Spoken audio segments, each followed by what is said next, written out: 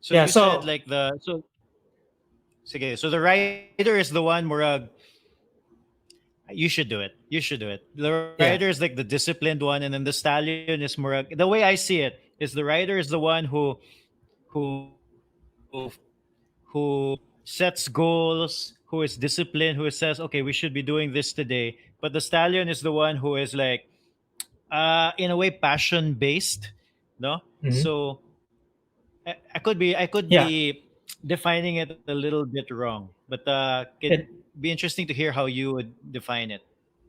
well, the precise definition of it is actually rider is intellect and will, and the stallion is passions, or a more modern term is emotions. So the key thing here is like it's only the rider who could actually see where it's like it's the one which has the map and which has the vision. Like we will go here, but the thing is, it's only the stallion who could bring you there. You don't you couldn't reach your destination without the stallion. But the stallion is like an animal. It's attracted to all these different things. No? So one way of dealing with that is just to whip your stallion to submission. Now that's the one. It's like be super disciplined. But what if you also train your stallion, and it has different things it's attracted to, and you just lead it towards one of those things, which is also meaningful for your rider. Meaning it's like, okay, I'm excited. The stallion is excited right now to create a campaign of recruiting scientists to be part of this team. So that one is both meaningful for the rider because it brings me closer to my vision, and it's also exciting to the stallion. So that's basically what I'm doing right now daily. It's like I listen to the stallion. It's like what's exciting right now, and there could be many things, you know, and there are things I say no to as a rider. It's like this doesn't make sense. So it's not just one thing. So if that's been working for me. So like also I'm interested like how did why did it resonate with you? What part of it resonated with you? Oh well, with me, so with me, it's because in a way, I think I've never been able to articulate it in that way, right? Where you have like two different states in a sense, no, that are trying to vie for what you are doing, no. So like the it resonated with me because I think I've read similar things, but they are kind of just worded differently. You know, things like anang follow your interests, find out what you're passionate about, and then work your way from there. So in a lot of ways, like how what I've done with my life, with what I've been doing, is that I've just been following my personal interests, and then with the hopes that somehow it pays off in the future, right? So and then that's why I think I've found it very difficult to I know very easy to follow through with very long term projects. Like I was telling my wife the other day that I am very comfortable uh, working on a project that pays zero right now and has a potential of doing much better in the future. And even though it doesn't, I have a way of finding the good in it. So for like I have a lot of examples for that. Like for years now I've been writing a newsletter once a week, and it's it hasn't really paid back monetarily, but it has paid back in a sense that it's forcing me to uh, look within myself and just reflect. And it's like every weekend I find like an hour or two where I just sit down and force myself to think. And even without that, it's also forcing myself to look for you know interesting things, stuff to learn. So in a way, I've found it. I've found the benefit in it, but I've also found that I can continue. It's easy for me to do these long term projects, right? So one example, another example would be the YouTube channel, for example. When I started it, you know, zero subscribers, and oh, my son is here, as this is this is the theme of my current life right now. Uh, but can you figure it out? Anyway,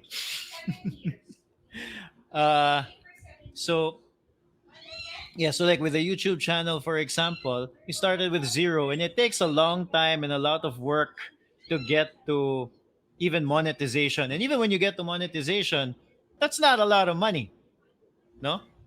But it's so much fun to do that I had so many hurdles to doing it, but it's so much fun that it doesn't feel like work, and it feels very easy to get energy to do it, no? And I think that's how the concept of the rider and the stallion. So the stallion is pointing you in the direction, and oh, here he is. Kala, have you met my son? Hello. Yes, of course, man. Yeah. He used to join us in some of the masterminds. Yeah, so there's something wrong with his TV right now, and Oh. me and my wife are both on meetings. So Manu, we can't help you right now. Okay, he's a good boy. He's a good kid. Definitely, He's man. figuring it out. So what was I saying? Yeah, so like Energy.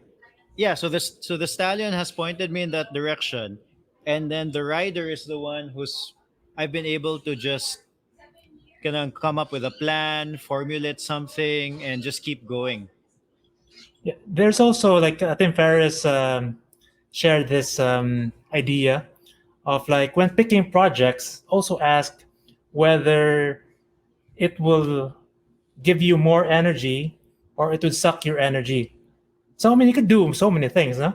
So what are the things that you could actually, as you do it, you're getting more excited, you are opening more opportunities, you're working with people you like, things like that. Of course, I mean, the rider is also there to guide it, to guide the stallion, so that you're actually doing something that is sustainable.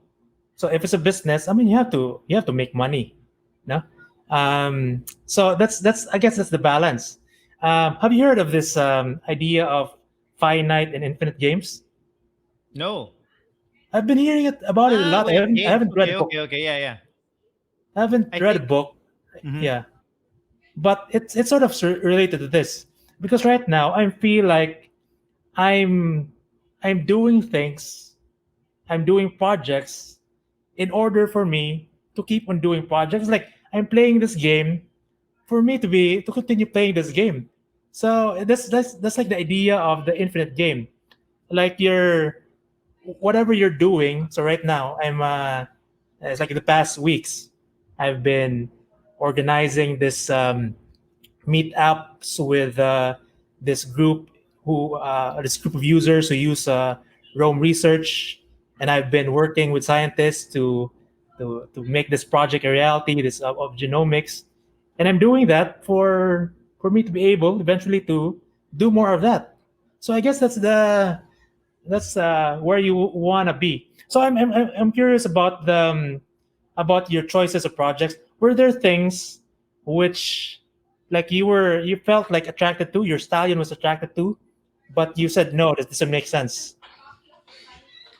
Um, initially, the there even so like okay, so before the pandemic, one of the things that my stallion has been interested in that I said no to was like video, for example, right?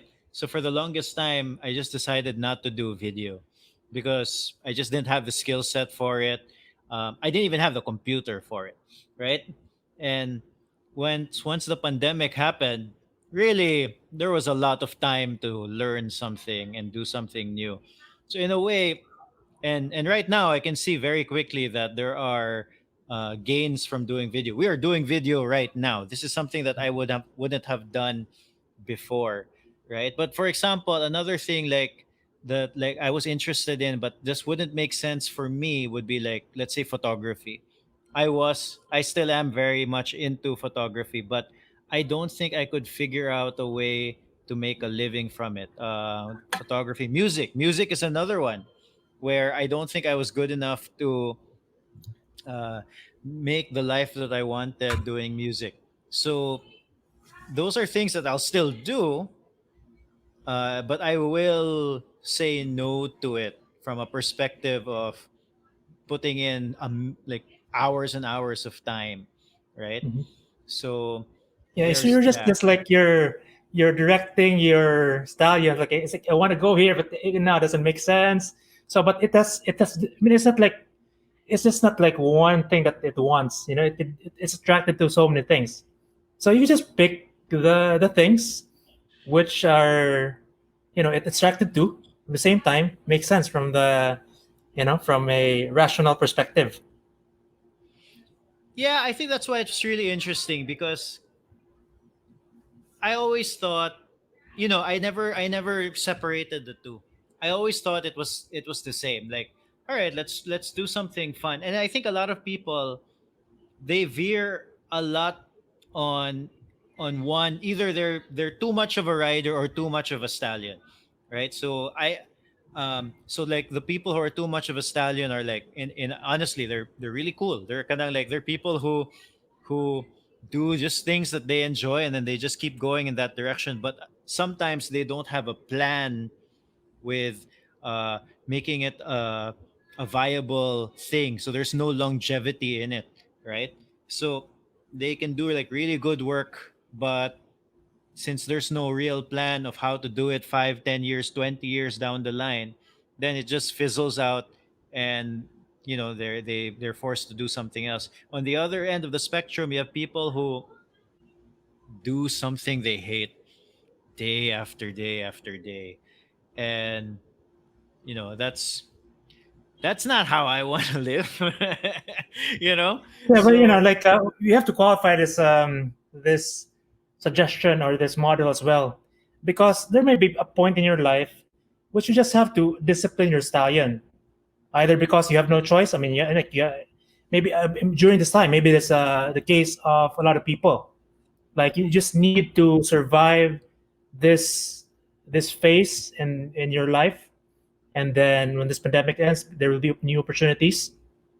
And also, like I wouldn't tell this to my 18-year-old self, because my 18-year-old self had to learn discipline.